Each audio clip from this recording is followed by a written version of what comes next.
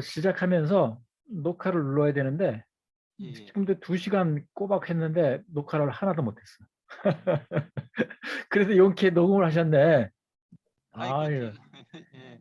그 녹음 가지고 어떻게 좀 해봐야 되는데, 야, 이거 초기 소크라테스와 비교하는 내용인데요. 플라톤의 이 법률이 마지막 대화편이잖아요. 마지막 대화편이다 보니까, 이전에 막 했던 얘기 같은 걸 갖다가 이제 했던 얘기에 대한 최종본이 나오는 거거든요. 최종 결정판이 나오고 그래요. 등등 그러는데, 에, 여기에 지금 뭐 아무도 어, 자발적으로, 그러니까 자발적으로 부정의한 행위를 하지 않는다는 식의 얘기가 지금 법률에서 한걸 얘기하면서 탁 전제돼서 나오는데, 이런 식의 얘기는 초기 대화편에 덕은 지식이다든가 아무도 자발적으로 악한 행위를 하지 않는다 이런 얘기하고 연결되는 거거든요. 그러니까 이렇게 하면 프로타고라스 이런 얘기가 있어요. 지혜로운 사람 중에 누구도 어떤 지혜로운 사람도 이렇게 말하지는 않는데요. 어떻게 말하지 않냐면 어떤 사람이 자발적으로 잘못을 범하거나 자발적으로 추하고 나쁜 일을 한다고 생각하지는 않는다는 얘기예요. 간단한 요건데 아무도 자발적으로 잘못을 범하거나 자발적으로 추하고 나쁜 일을 하지 않는다는 얘기네요. 그러니까 아무도 자발적으로 나쁜 일, 부정의한 일 그런 거 하지 않는다는 얘기예요. 그러면 자발적으로 하지 않으면 왜 나쁜 일을 하게 되느냐? 그것은 몰라서라는 거야. 자발적으로라는 말은 고의로라는 말인데 고의로 나쁜 행위를 하지 않아.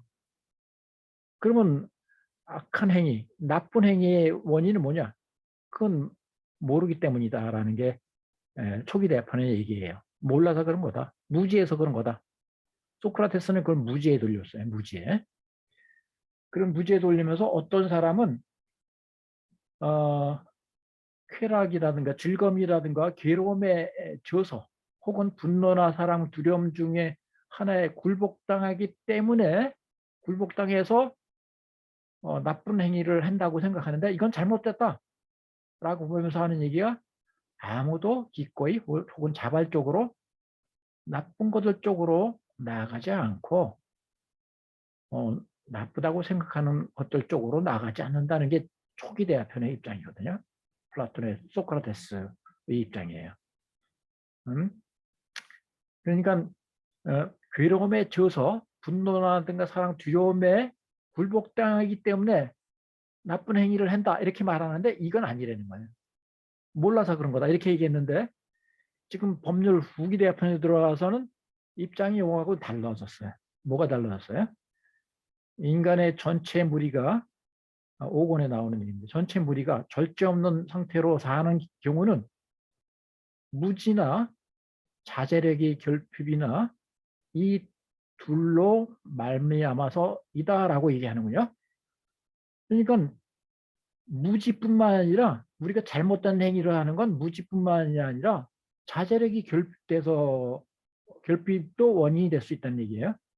자제력이 결핍이 바로 이런 거 관련된 얘기예요. 쾌락이나 괴로움, 고통에 져서 분노나 사랑, 두려움에 져서 이것들이 다 자제력이 결핍된 거예요. 자제력 결핍과 관련되는데 지금 이 법률에서는 나쁜 행위는 무지에서 비롯된다는 것이 바로 초기 대화편에 나오는 소크라테스가 취한 입장인데 이 후기 대화편에서는 나쁜 행위는 무지에서 비롯될 수도 있지만 그 밖에 다른 것에 비해서 비롯될 수도 있다는 얘기를 했던 거죠. 그렇죠? 어, 무지에 비롯될 수도 있지만 쾌락, 욕구, 격정, 두려움 이런 걸로 인해서 생길 수도 있다는 얘기죠. 그죠? 요 첫 번째, 두 번째 원인을 초기 대편에는 배제하고자 했는데 후기 대편에서는 요 첫 번째, 두 번째 원인도 받아들이는군요. 네. 요게 달라졌다는 거 그냥 하나 알아두시고요.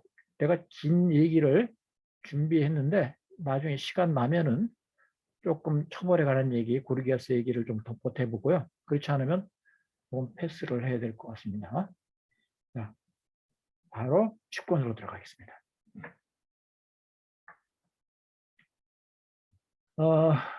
플라톤 10권의 메인 타이틀이 담겨있는 첫 스크린은 없어졌네. 네, 네. 여기 있군요. 여기 있네. 10권 여기 있구나. 10권은 전부 다 법의 서문에 해당됩니다. 서문 혹은 전문에 해당됩니다. 법의 서곡 혹은 전문에 해당되는 얘기입니다. 거의 다 그래요.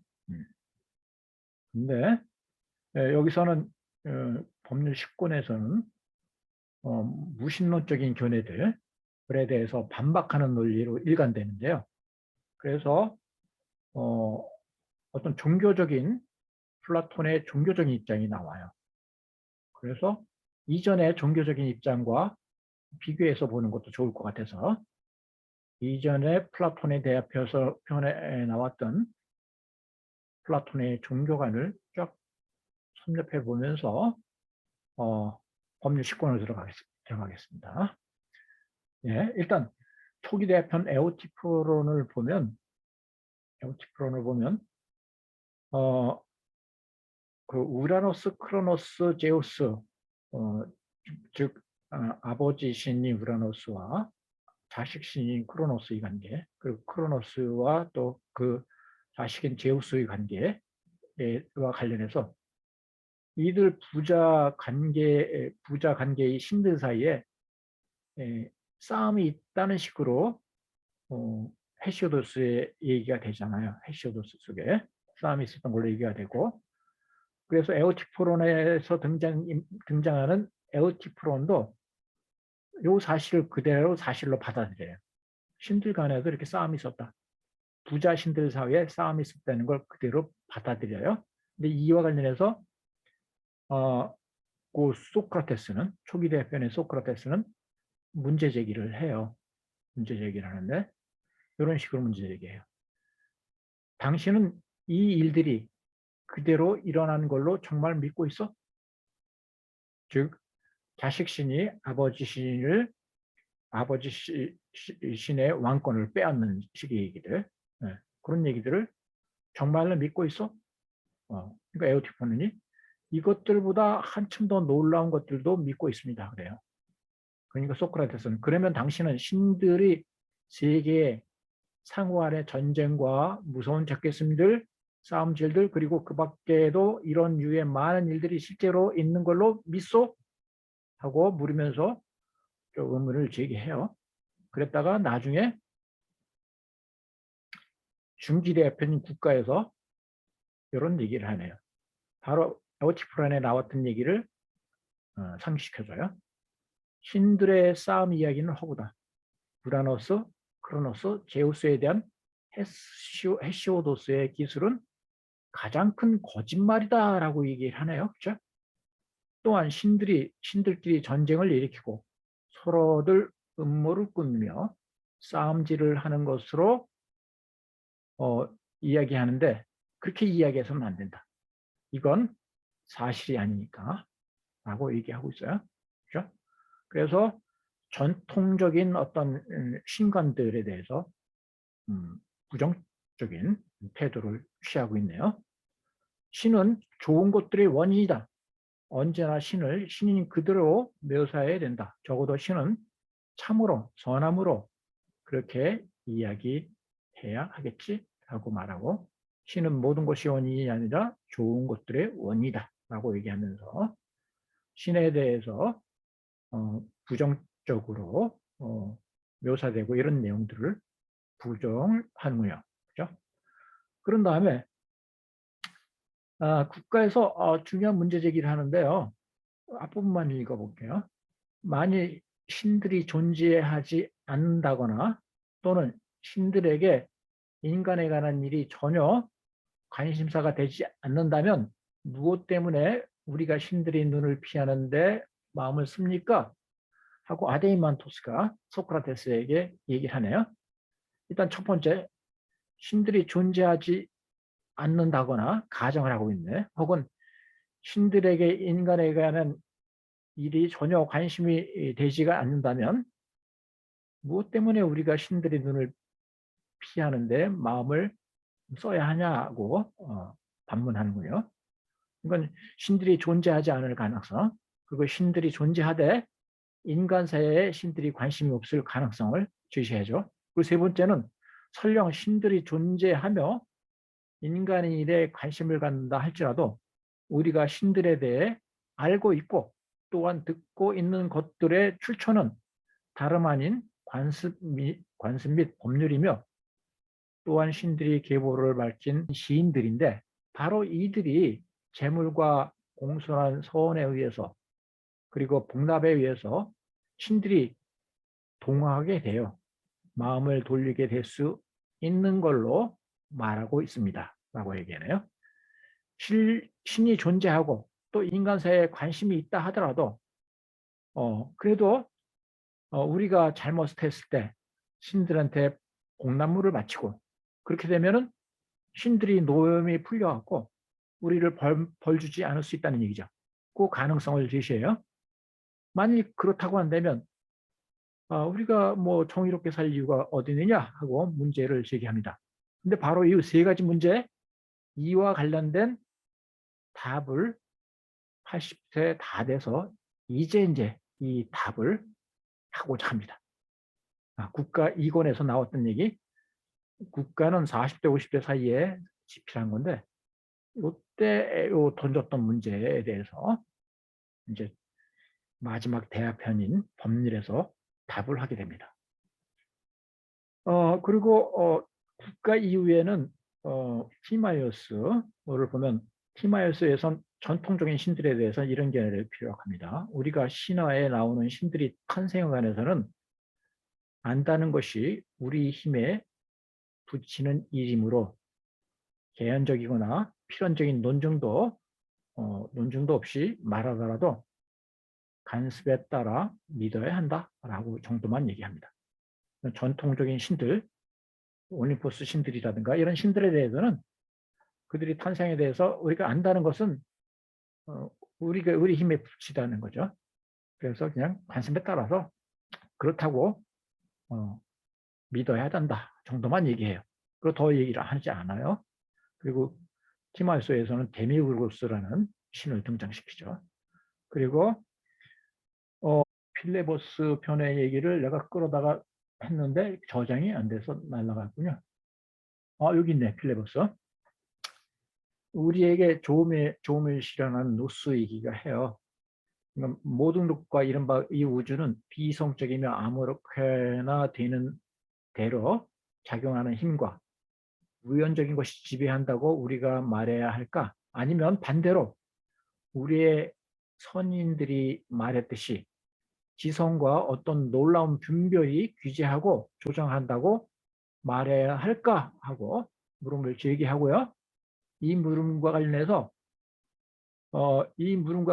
플라톤은 뒤쪽 견해를 지지하죠. 지성과 어떤 놀라운 분별이 이 우주를 규제하고 조정한다고 봐요. 그 근거로 우선 우주와 태양, 달, 별들 그리고 모든 회전운동하는 것들이 보여주는 광경을 들고 있어요. 천체들을 보면 상당히 신비롭죠. 이것들이 보여주는 빛성, 질서, 아름다움 등은 지성이 우주를 지배한다는 것을 확실하게 입증해 준다라고 말을 합니다. 이런 식의 얘기를 하는데 시간 관계에서 더 얘기는 못하겠네. 지성이 우주를 지배하고 있다는 얘기죠. 지성이 우주를 지배하여 우주를 좋은 상태로 유지시켜 준다고 보고 있어요. 요 지성이 플라톤이 말하는 신입니다. 플라톤이 말하는 신이에요. 티마이오스에서 등장하는 데미우르고스도 이 지성과 다르지 않아요. 지성과 다르지 않아요. 그리고 이런 지성으로서의 신에 대해서 그 존재를 법률에서도 증명하고자 하는 겁니다. 1편의 논의로 들어가겠습니다. 무신론자 반박, 법률식권. 플라톤은 법률식권에서 다음 세 가지 불경한 생각에 대해서 말한다. 하나는 신들은 존재하지 않는다. 두 번째, 신들은 존재하지만 인간 사회에 관심이 없다. 세 번째, 신들은 제사나 기도를 통해 손쉽게 회유해서 달랠 수 있다. 아까 인용한 국가편의 내용이죠. 그 얘기를 지금 하는 거예요. 이런 세 가지 생각을 소개하고 이런 견해들을 가진 사람들을 세 가지 논증을 통해서 설득을 합니다. 이 논증은 장황하게 전개되는데요. 그 핵심 뼈대를 추리고 추려서 아주 간결하게 만들어 봤습니다. 아주 간결하게 세 논증을 정리해 봤습니다. 자, 첫 번째는 줄이고 줄였는데도 좀 길군요. 신은 존재하지 않는다 라고 보는 무신론적인 입장이 있는데 요거 반박합니다. 신의 존재를 이렇게 증명합니다. 어떤 것이 다른 것에 변화를 일으키고 다시 이것이 또 다른 것에 변화를 일으키고 또 계속 이렇게 진행되면 이러한 연쇄적인 변화에는 첫 번째 원인이나 출발점이 있다는 겁니다. 그런데 그 출발점은 스스로 자기 자신을 움직이는 변화이고 자기 자신을 움직이게 할 수 있는 운동은 바로 혼이라는 겁니다. 그러므로 혼이 변화와 운동이 원인이며 출발점이다 라고 말하고 이런 혼이 신이라고 볼 수 있다라고 말합니다. 물질의 변화는 다른 것에 의해서 일어나는 것이므로 그것은 변화나 운동의 출발점이 될 수는 없다는 거죠. 물체 내지 물질적인 것은 그것 자체가 운동의 원인이 될 수는 없다는 얘기예요. 물체가 움직이는 것은 움직이고 변하는 것은 다른 것에 영향받아서 일어나는 일이라는 얘기죠. 그래서 물체는 스스로 자기 자신을 운동할 수 있게 할 수는 없다는 얘기예요. 결국 혼이 물체보다 선행하며 물체는 두 번째 혹은 나중의 것이고 혼은 지배하지만 물체는 본선상 지배당하고 우리가 한 말은 옳고 타당하며 가장 참되고 가장 안전한 셈이라고 말을 합니다. 그러니까 우리가 우리 몸을 우리 삶에서 우리가 어디 가면 좋겠다 하고 우리 몸을 움직여서 버스를 타고 뭐 차를 타고 그래서 어디 가요. 우리 몸이 움직이잖아요. 근데 우리 몸이 스스로 몸을 움직인 건 아니라는 얘기죠. 몸을 움직인 건 바로 영혼 아니겠어요? 우리 영혼이라고 보는 거죠. 인간을 영혼과 몸으로 이루어졌다고 보면은 그 운동의 출발점이 된 것은 바로 영혼이라는 거죠. 이런 걸 갖다가 우주 전체에 적용해서 보는 거예요. 적용해서 물체가 모든 것의 출발점이 아니라 혼이 출발점이다. 이 우주 속에 혼이 있다고 보고 이런 주장을 하고 있는 거죠. 자, 이게 첫 번째 신존재 증명 방식. 이 혼이 바로 신과 같은 존재라는 건데 이 혼과 관련돼서 조금 더 설명을 이어갑니다. 어떤 설명을 이어가냐면 하늘 전체와 하늘에 있는 모든 것이 지성이 하는 규칙적이고 질서 있는 운동인 회전 운동을 한다면 최선의 혼이 우주 전체를 돌본다는 것이 명백하다. 자, 첫 번째 전제는 뭐예요? 하늘 전체와 하늘에 있는 모든 것들이 규칙적이고 질서 있는 회전 운동을 한다면, 자, 천체들이 회전 운동을 한다면 최선의 혼이 우주 전체를 돌본다는 것이 명확하다는 얘기예요. 회전 운동과 같은 질서 있는 운동은 최선의 혼이 있어서 가능했다는 얘기죠. 최선의 혼이 우주를 돌본다는 것을 분명히 해준다는 얘기죠. 그런데 하늘은 회전 운동을 한다. 그러므로 최선의 혼이 하늘을 돌본다는 것이 사실이라는 거죠. 최선의 혼이 하늘을 돌보는 것일 수밖에 없다. 필연적이라고 보는 거예요. 하나의 논증이 구사되고 있어요. 1, 2, 3번으로 논증이 구사되고 있어요. 천체들이 회전 운동을 한다면 가정이에요. 최선의 혼이 우주를 지배하고 있을 것이다. 그거예요. 돌보고 있을 거다. 지배하고 있을 것이다. 그런데 하늘은 회전운동한다. 그러므로 최선의 혼이 하늘을 돌보는 것일 수밖에 없다라고 하네. 바로 이 최선의 최선의 혼들이 태양을 비롯해 모든 별들과 달, 연과 월, 모든 계절의 원인들이다. 이 혼들이 바로 신들이며 모든 것은 신들로 가득 차 있다라고 얘기를 하는 거예요. 이건 운동의 최초 운동을 시작하는 건 혼이고, 또 이 우주는 혼 중에서 최선의 혼이 우주를 돌보고 있다고 볼 수밖에 없다. 이 최선의 혼이 바로 신이다라고 얘기하네요.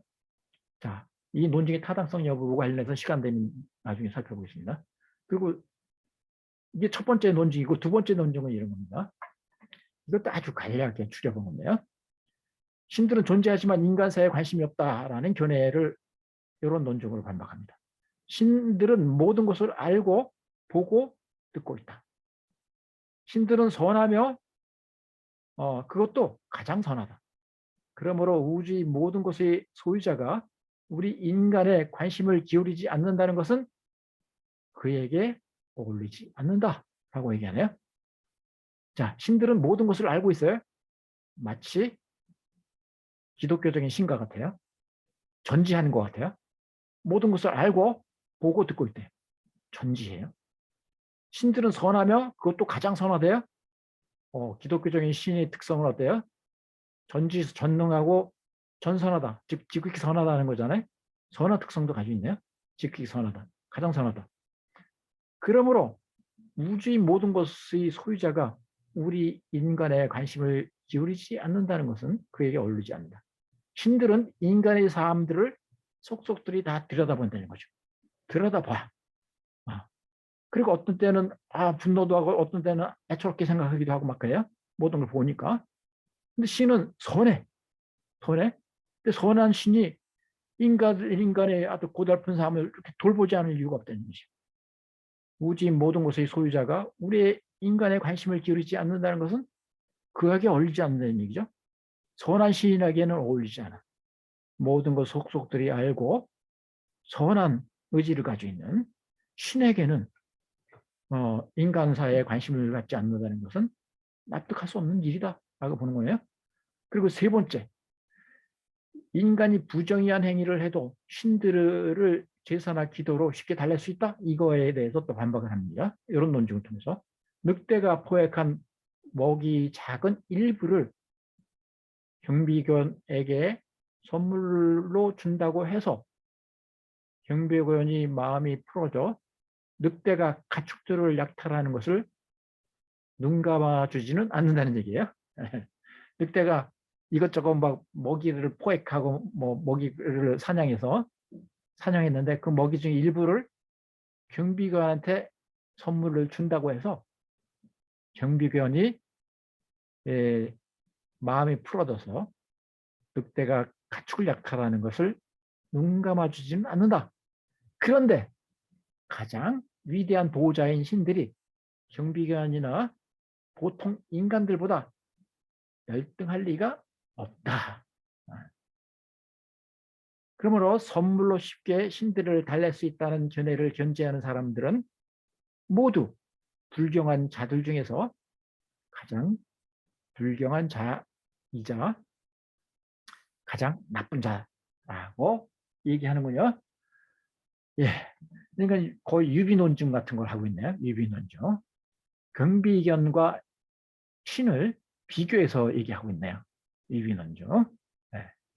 이게 대표적인 거기 법률 10권에서 펼치고 있는 논증입니다. 그 논증을 압축해서 최대한 줄여본 겁니다.